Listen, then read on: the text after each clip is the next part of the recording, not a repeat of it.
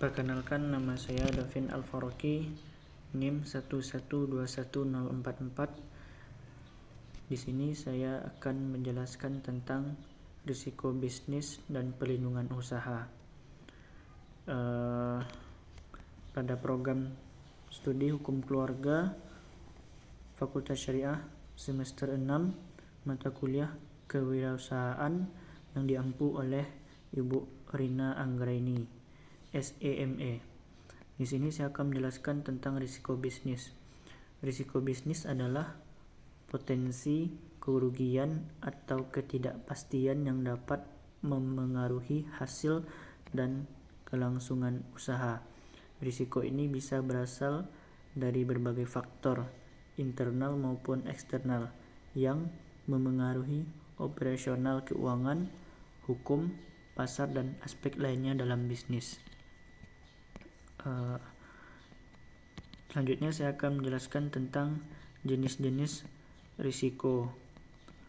Yang pertama itu ada risiko murni atau risiko alam. Risiko murni adalah risiko yang hanya memiliki dua kemungkinan, yaitu kerugian atau tidak terjadi apa-apa tanpa adanya peluang dan keuntungan.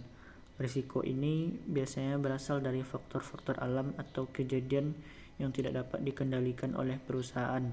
Contohnya, ketika terjadi bencana alam seperti banjir, gempa bumi, kebakaran, pencurian, dan kerusakan peralatan. Selanjutnya ada risiko spekulatif atau tergantung oleh manusianya. Risiko spekulatif adalah risiko yang memiliki peluang untuk mengalami kerugian maupun keuntungan.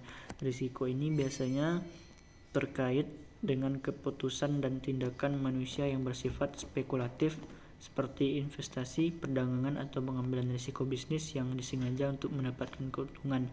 Contohnya termasuk risiko bisnis yang diambil oleh investor atau pengusaha dalam menjalankan usaha yang dapat berujung pada untung atau rugi. Selanjutnya ada risiko fundamental atau hanya ada pada usaha tersebut. Risiko itu hanya ada pada usaha tertentu.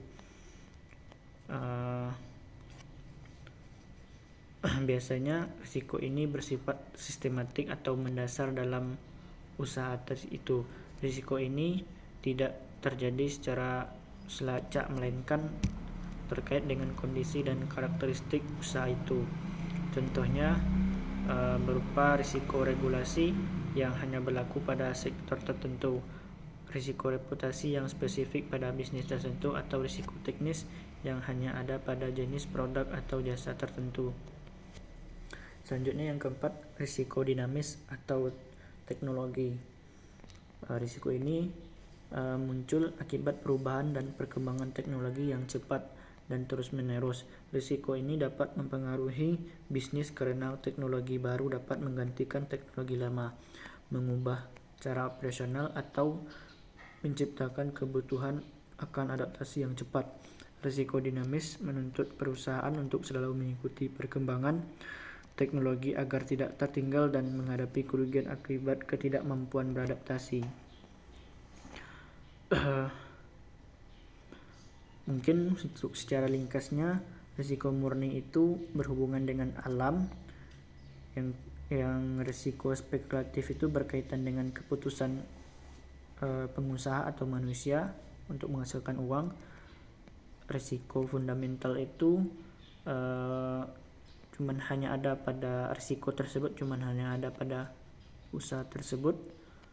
Dan risiko dinamis berkaitan teknologi yang mempengaruhi bisnis tersebut. Selanjutnya mungkin saya menjelaskan tentang cara pengelolaan risiko. Yang pertama itu mengidentifikasi, mengevaluasi, prioritas, dan POAC. Yang pertama, identifikasi itu melihat dan mencatat segala kemungkinan buruk yang akan terjadi pada kegiatan usaha. Yang keempat, yang selanjutnya evaluasi, menilai setiap risiko berdasarkan dampak yang diberikan, misalnya besar atau kecil. Yang prioritas adalah mengurutkan risiko yang mulai dari yang terbesar.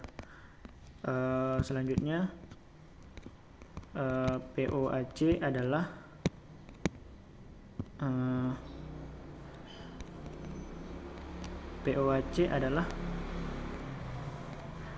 melakukan identifikasi kepada tersebut, misalnya kayak planning, perencanaan, pengorganisasian, pelaksanaan, dan pengawasan.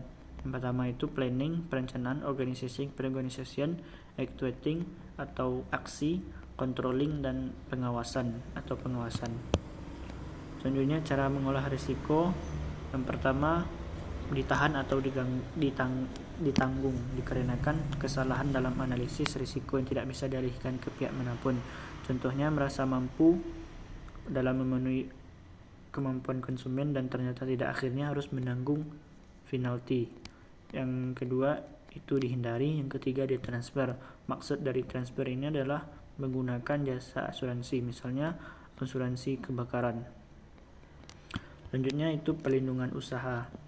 Mungkin ada beberapa undang-undang yang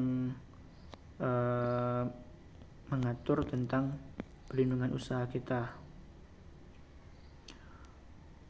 Mungkin itu yang dapat saya sampaikan. Assalamualaikum warahmatullahi wabarakatuh.